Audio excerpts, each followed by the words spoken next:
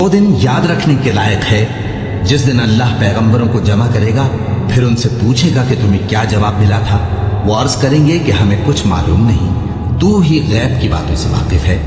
جب اللہ عیسیٰ سے فرمائے گا کہ اے عیسیٰ ابن مریم، میرے ان احسانوں کو یاد کرو جو میں نے تم پر اور تمہاری والدہ پر کیے، جب میں نے روح القدس یعنی جبرائیل سے تمہاری مدد کی،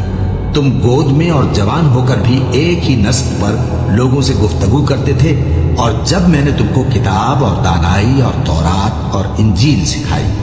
اور جب تم میرے حکم سے مٹی کے پرندے کی شکل بناتے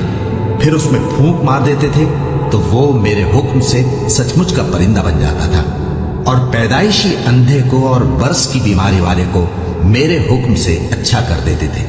اور مردوں کو زندہ کر کے قبر سے نکال کھڑا کرتے تھے۔ اور جب میں نے بنی اسرائیل کے ہاتھوں کو تم سے روک دیا جب تم ان کے پاس کھلے ہوئے نشان لے